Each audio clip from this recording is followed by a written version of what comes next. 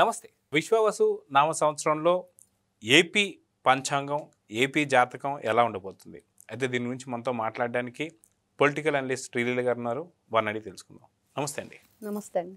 AP పంచాంగంలో చూసుకుంటే AP రాజకీయాల్లో చాలా పెను మార్పులు అనుకోవచ్చు. ఎందుకంటే లాస్ట్ ఏదైతే క్రోధినామ సంవత్సరంలో ఎలా ఉందో మనందరికీ తెలిసిందే.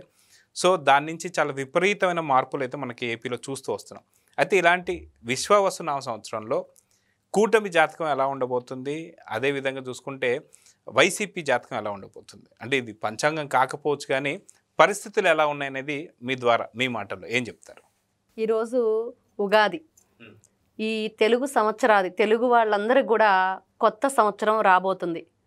అలాగే ఇంకొక స్పెషల్ ఏంటి అంటే, నిజంగా తెలుగు జాతి ఉన్నంత వరకు కూడా తెలుగుదేశం పార్టీ అనేది వాళ్ళ జీవితాల్లో గుండెల్లో నిండి ఉంది అనే దానికి నిదర్శనంగా ఎప్పుడైతే ఎన్టీ రామారావు గారు దాన్ని స్థాపించారో అప్పటి నుంచి కూడా తెలుగు ప్రజలందరూ ఒక్క మాట మీదుగా దాన్ని నిలబెట్టుకుంటూ వచ్చారు. పార్టీని, జెండాని మోస్తూ వచ్చారు.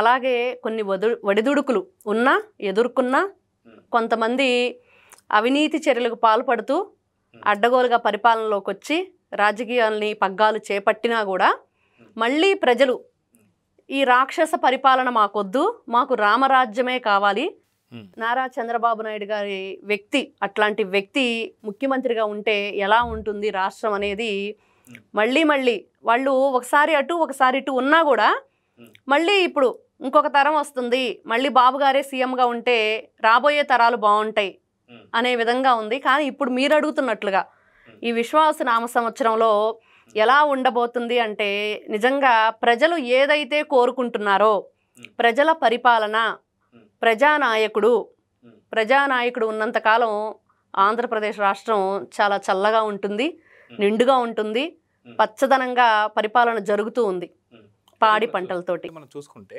ఏపీ ప్రజలందరూ కూడా కూటమి ప్రభుత్వం ఏర్పడిన తర్వాత ఈ 9 నెలల్లో ఎందుకని వైసీపీ నేతల్ని సరిగ్గా అరెస్టులు చేస్తలేదు, ఎందుకని ఏమీ జరగడం లేదు అని కొంత నిరాశ అయితే ఉంది. కానీ దానికి తగ్గట్టుగా కొంతమంది అయితే అరెస్ట్ అయ్యారు. వాళ్ళు ఒక జైలు నుంచి ఇంకో జైలుకి కావచ్చు, ఒక కోర్టు నుంచి ఇంకో కోర్టు కావచ్చు, మారుతూ వస్తున్నారు.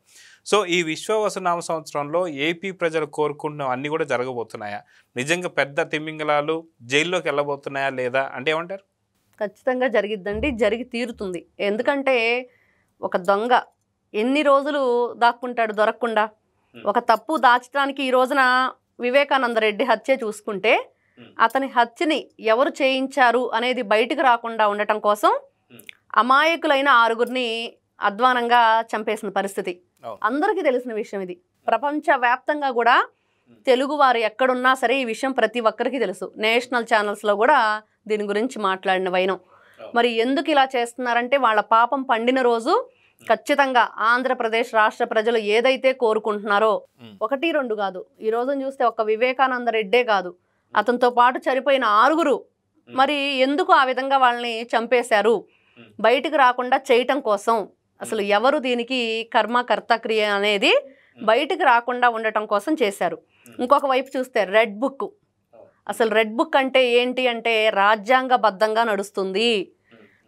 ఇప్పుడు ఆంధ్రప్రదేశ్ రాష్ట్రంలో ఏ జిల్లాలో, ఏ మండలంలో, ఏ గ్రామంలో, ఏ కుటుంబానికి ఏ విధంగా అన్యాయం జరిగింది అనేది డీటెయిల్స్ అన్నీ ఉంటాయి. ఎవరి ద్వారా జరిగింది, ఎందుకు జరిగింది, మరి దానికి సంబంధించిన వీళ్ళు కంప్లైంట్లు పోలీసులు ఎందుకు తీసుకోలేదు, ఆ రోజు ఎందుకు నిరాకరించారు అనేవన్నీ కూడా దాంట్లో పొందుపరుచున్నాయి. పూర్వాపరాలన్నీ కూడా పరిశీలించి మళ్ళీ దాన్ని కేసులు రీఓపెనింగ్ చేయించి ఎందుకు మీరు దాని గురించి చర్యలు తీసుకోలేదు, దాంట్లో అంతా కూడా కరెక్ట్గానే ఉంది. మరి అట్లాంటి తప్పులు చేసిన వాళ్ళే మీరు ఎందుకు క్షమించారు, 2019 నుంచి 24 వరకు ఏం జరిగింది. ఈ రోజున రెడ్ బుక్ అంటే ఒక్కొక్కరికి గుండె నొప్పి వస్తుంది, ఒకరికి చేతులు ఇరిగిపోవటం, హాస్పిటల్లో జాయిన్ అవుతున్నారు, ఇంకొకరు చూసుకుంటే ముందస్తు బెయిల్కి వెళుతున్నారు. అంటే మేము తప్పు చేయలేదు అంటూనే వీళ్ళు మైకులు ముందు పెట్టుకొని మీడియా సాక్షిగా వీళ్ళు బయటకు వచ్చేసి మాట్లాడుతున్నారు. మరి మీరు ఎందుకు ముందస్తు బెయిల్కి వెళుతున్నారు? మీరు తప్పు చేయలేదన్నప్పుడు ముందస్తు బెయిల్కి వెళ్లాల్సిన అవసరం లేదు కదా. మరి అదే విధంగా ఈ రోజున చూసుకుంటే వల్లభనేని వంశీ ఆయన ఏం చేశాడు? ముందస్తు బెయిల్కి వెళ్ళాడు. ఇంకా అంతకంటే ముందు ఇంకా నన్ను ఎవరు ఏమి చెయ్యలేరు అన్న ధీమాతోటి ఆ సత్యవర్ధన్ అనే వ్యక్తిని కిడ్నాప్ చేశాడు. మరి ఏం జరిగింది ఈ రోజున?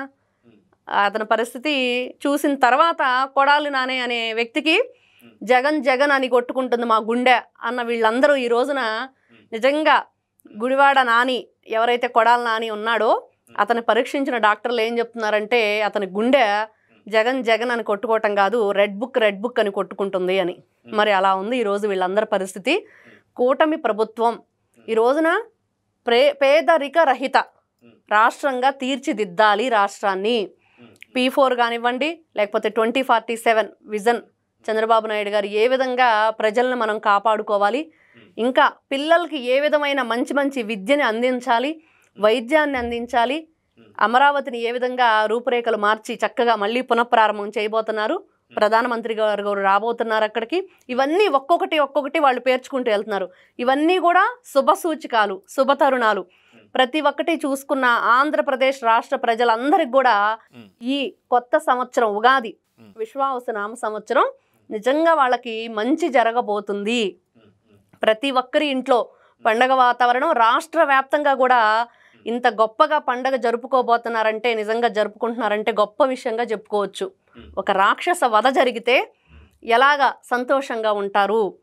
అసలు ఒకటా రెండా అండి చూస్తుంటే ఆంధ్రప్రదేశ్లో ఎంతమంది అన్యాయంగా చనిపోయారు. మరి ఒక అమ్మాయిని రేప్ చేస్తే విజయవాడలో, మరి ఆ అమ్మాయిని పరామర్శించడానికి ఎవరైతే చంద్రబాబు నాయుడు గారు వెళ్ళారో ఆ రోజున వాసిరెడ్డి పద్మ అనే ఆవిడ ఈ రోజున పార్టీలోంచి బయటకు వచ్చేసి ఆవిడ చాలా కబుర్లు చెప్తుంది.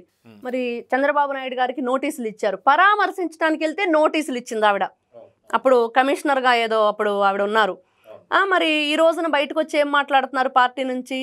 మరి ప్రతి ఒక్కరికి కూడా లెక్కలంటూ రాసి పెట్టున్నాయి అక్కడ. చెప్పుకుంటూ ఉంటాం కదా, గూగుల్ మర్చిపోదు ఎవరు మర్చిపోయినా అని. ప్రతి ఒక్కటి బయటకు వస్తున్నాయి. ఎవరు ఏ విధంగా ప్రవర్తించారు, ప్రజల పట్ల వీళ్ళ ఆ రోజున పరిపాలన ఎలా ఉంది, ప్రజాప్రతినిధులుగా ఉండి వీళ్ళు ఏ విధంగా పరిపాలించారంటే ఈ రోజున ప్రతి ఒక్కటి బయటకు వస్తుంది. ఒక్కొక్కరి మాటలు, వాళ్ళ చేసిన చేష్టలు అన్నీ కూడా. అయితే కరెక్ట్గా ఇంకా సంవత్సరం దాటలేదు ఏదైతే కూటమి ప్రభుత్వం వచ్చి. గత వైసీపీ ప్రభుత్వం ఉన్నప్పుడు ఉగాది ఎలా జరిగింది, ఇప్పుడు ఈ ఉగాదికి ఉన్న తేడా ఏంటంటే ఏం చెప్తారు? గత ఉగాది ఎలా ఉండిద్దండి, ఎటు చూసుకున్న కొట్టటాలు, లేకపోతే వాళ్ళ దగ్గర నుంచి ఆస్తులు లాక్కోటాలు, ఇంకా ఆడుదాం ఆంధ్ర చేశారు కదా, అలానే ఆంధ్రప్రదేశ్ ప్రజలతో ఒక ఆట ఆడుకున్నారు. ఎటువైపు చేసుకున్నారు. అసలు రోడ్లు ఉన్నాయండి సరిగ్గా, ఉన్న రోడ్లు కూడా మట్టి తవ్వేసుకొని అమ్ముకున్నారు. ఒక్కటి కాదు ప్రతి ఒక్కటి కూడా ఎవరు కూడా ప్రశాంతంగా ఉండే పరిస్థితే లేదు. నిన్నటి రోజే 29వ తారీఖుని ప్రజలందరికీ కూడా అకౌంట్స్లో డబ్బులు వేసేసారు, పెన్షన్లు పంపిణీ చేయమని. ఎందుకంటే 2 రోజులు వరుసగా బ్యాంకులు సెలవులు వస్తున్నాయి. మరి అంతకంటే ఆనందం ఇంకేముంటుంది. చక్కగా మంచి ధరలతోటి వాళ్ళు పండించుకున్న పంటలకి ధరలు కూడా ఈ విధంగా ఉండాలి అనేది బాబు గారు అధికారులందరికీ కూడా సూచించారు. వాళ్ళు హ్యాపీగానే ఉన్నారు. ఇంకా కొత్తగా డిఎస్సి కానివ్వండి, లేకపోతే జాబ్ మేళా కానివ్వండి, అన్నీ కూడా నోటిఫికేషన్స్ వస్తున్నాయి. అలాగే అమరావతి చూసుకుంటే అమరావతి, పోలవరం, ఇంకా చూసుకుంటే ఎవరైతే పార్టీ కోసం కష్టపడి ఉన్నారో వాళ్ళందరికీ కూడా కొత్తగా నామినేటెడ్ పోస్టులన్నీ కూడా రాబోతున్నాయి. ఎటువైపు చూసుకున్నా కూడా ప్రతి ఒక్కరూ ఉచితంగా ఇసుక ఇవ్వటం వల్ల ఎంతమందికి జీవనోపాధి దక్కుతుంది, ఈ రోజున కలుగుతుంది. ఎంతోమంది హ్యాపీగా ఉంటున్నారు. అంతకుముందు అసలు ఎవరికీ పని ఉండేది కాదు. ఇసుక కొనాలంటేనే బంగారం కంటే దాని ధర ఎక్కువగా ఉందా అన్నట్లు ఉండేది. కానీ ఇప్పుడు చక్కగా ఫ్రీగా ఇసుక ఇస్తున్నారు. చిన్న చిన్న పనులు చేసుకునే వాళ్ళు కూడా హ్యాపీగా ఏదో ఒక పని చేసుకుని వాళ్ళు ఉండగలుగుతున్నారు. కాబట్టి ఖచ్చితంగా పేద ప్రజల వాళ్ళ వైపు నుండే పార్టీ ఏదంటే తెలుగుదేశం పార్టీ, కూటమి ప్రభుత్వం అని చెప్పుకోవచ్చు. అలాగే పవన్ కళ్యాణ్ గారు కూడా అదే చెప్తారు, ఎప్పుడు కూడా పేదలకు అండగా నిలబడతాము, ఎవరికి కష్టం వచ్చినా కూడా పార్టీ అండగా ఉంటుంది. ఒకవైపు సెంట్రల్ గవర్నమెంట్ కూడా దీంట్లో భాగస్వామిగా ఉంది కాబట్టి ఎవ్వరికి ఎటువంటి ఇబ్బంది లేకుండా ప్రతి ఒక్కరికి కూడా మంచి చేసే విధంగా, న్యాయం జరిగే విధంగా ఉంటుంది. ఇంతకు ముందులా కాదు. ఆ పార్టీ ఉన్నప్పుడు ఎలా ఉందంటే అందరికి కూడా రాక్షసుడు పరిపాలిస్తే ఎలా ఉండిద్ది, కన్న తల్లికి చెల్లికి, ఈ రోజున బాబాయ్ కూతురికి కూడా న్యాయం చేయలేని పరిస్థితిలో ఉన్న వ్యక్తి రాష్ట్రాన్ని ఏ విధంగా పరిపాలించాడో అందరికీ తెలుసు. మరి ఈ రోజున బాబు గారు ఒకవైపు, పవన్ కళ్యాణ్ గారు ఇంకొక వైపు, మోడీ గారు, వీళ్ళందరూ కూడా త్రిమూర్తుల్లాగా ఉన్నారు, రాష్ట్రాన్ని కాపాడుతున్నారు అనేది ప్రతి ఒక్కరూ చూస్తూనే ఉన్నారు కళ్ళారా. ఆ విధంగా అందరూ కూడా ఉగాదిని చక్కగా జరుపుకుంటున్నారు, హ్యాపీగా ఉన్నారు. మీకు కూడా విశ్వావసునామ సంవత్సర, అదేవిధంగా లియో ప్రేక్షకులకు కూడా విశ్వావసునామ సంవత్సర శుభాకాంక్షలు. నమస్తే. నమస్తే. Please subscribe to Leo news for more videos.